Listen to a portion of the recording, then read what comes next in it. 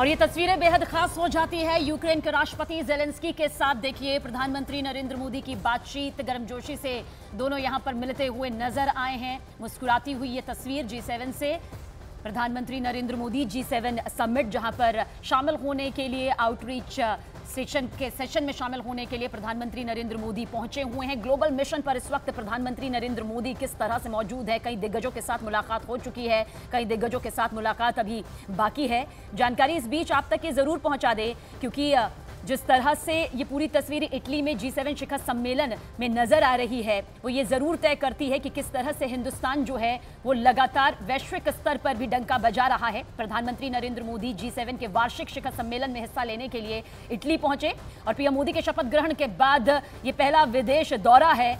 भारत की 11वीं और पीएम मोदी की लगातार 5वीं भागीदारी की ये तस्वीर इस वक्त आपके सामने मौजूद है और इसमें शामिल होने के लिए भारत को एक आउटरीच देश के तौर में न्योता दिया गया, जिसे स्वीकार यहां पर पीएम मोदी के जरिए किया गया।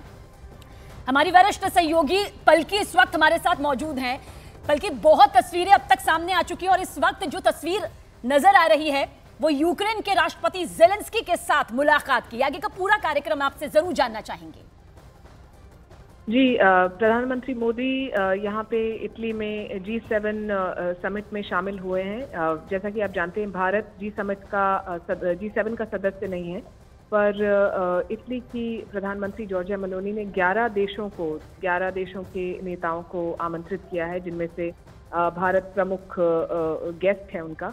और कई बायलैटरल मीटिंग्स प्रधानमंत्री मोदी की आज के लिए शेड्यूल्ड हैं।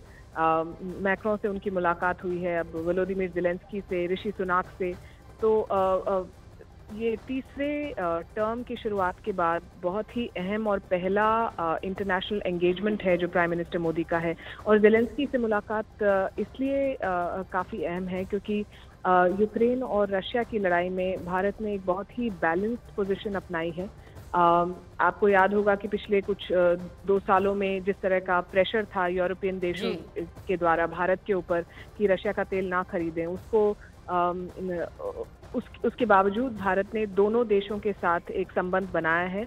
और अगले 2 दिन में एक पीस समिट होने जा रही है स्विट्जरलैंड में यूक्रेन के सपोर्ट में, जिसमें प्रधानमंत्री मोदी खुद तो नहीं जा रहे हैं, पर ये जो तस्वीरें हैं और ये जो मुलाकात है, ये एक बहुत इम्पॉर्टेंट मैसेज देती है कि इस समय जब पूरी दुनिया 2 गुटों में बटी हुई है, इजराइल वर्सेस हमास या रशिया वर्सेस यूक्रेन, तो भारत जैसे कुछ देश हैं जो दोनों तरफ, दोनों खेमों में नेताओं से बात कर सकते हैं और हर जगह यही संदेश दे रहे हैं कि this is not the time for war.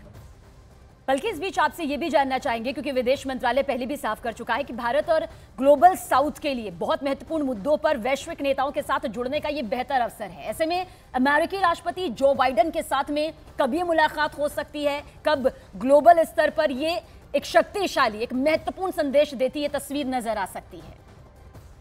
जी बिल्कुल, ये बड़े नेताओं के साथ मुलाकात है और जिस तरह का पार्टिसिपेशन आप देख रहे हैं G7 में, वो ये भी दर्शाता है कि G7 1975 में बनाया गया एक ग्रुप था जो कि बड़ी इकोनॉमीज का ग्रुप था, पर वो अब दुनिया की सबसे बड़ी इकोनॉमीज नहीं है।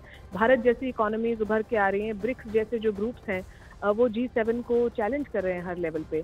तो भारत का यहाँ पार्टिसिपेशन या ब्राज़ील का पार्टिसिपेशन या सऊदी अरेबिया के नेता को बुलाया गया था जो किसी कारणवश आ नहीं पाए, साउथ अफ्रीका के नेता को बुलाया गया था। तो इससे पता चलता है कि ग्लोबल साउथ की जो बढ़ती हुई अहमियत है, जिसको भारत ने काफ़ी अंडरलाइन किया है G20 की लीडरशिप के दौरान भी, तो वो यहाँ पे साफ दिखाई देता है कि जब दुनिया में 2 बड़ी लड़ाइयाँ चल रही हैं, इमिग्रेशन बहुत बड़ा मुद्दा है, आर्टिफिशियल इंटेलिजेंस बड़ा मुद्दा है, चाइना के विस्तारवाद को कैसे रोका जाए, ये एक बहुत अहम चैलेंज है दुनिया के सामने।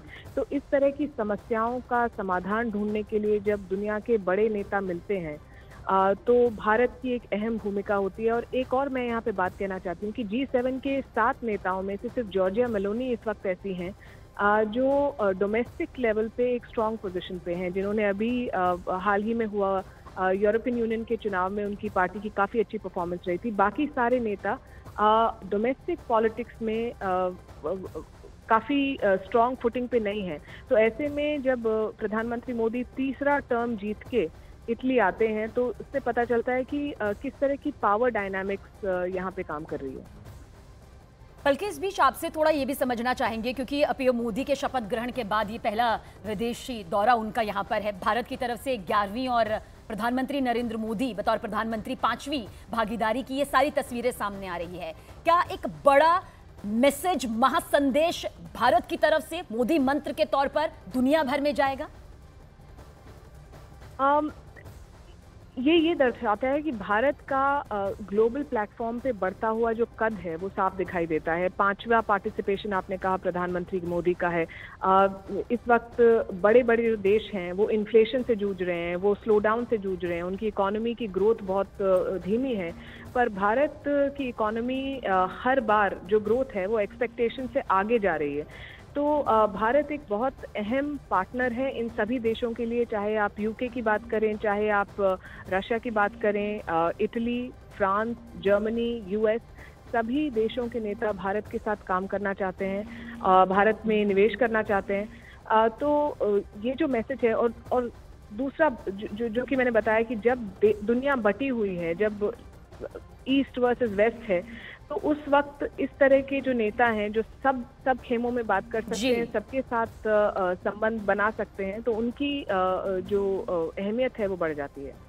बहुत बहुत शुक्रिया बातचीत के लिए पलकी आपका। तो हमारी सहयोगी पलकी शर्मा पूरी जानकारी यहाँ पर दे रही हैं कि किस तरह से G7 में दुनिया को मोदी मंत्र यहाँ से मिलता नजर आएगा, और साथ ही साथ इटली से भारत का दुनिया को महासंदेश देने वाला ये पूरी जो तस्वीर है वो भी इस वक्त आपके सामने है।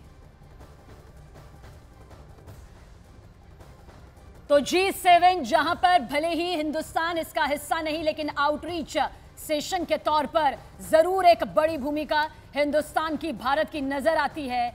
और साथ ही आज मेलोनी से भी प्रधानमंत्री नरेंद्र मोदी की मुलाकात होगी और अमेरिकी राष्ट्रपति जो बाइडेन के साथ भी मुलाकात होगी। लेकिन जो तस्वीर इस वक्त है, क्योंकि रूस और यूक्रेन का वो युद्ध जिसमें हिंदुस्तान ने हमेशा शांतिपूर्ण ही बीच का रास्ता निकाला है, हिंदुस्तान की जो भूमिका हमेशा से रही है और खासतौर से पिछले कुछ सालों में उसने बताया है कि ग्लोबल स्तर पर भी हिंदुस्तान को न सिर्फ सुना जाता है बल्कि समझा भी जाता है और उसे फॉलो भी किया जाता है।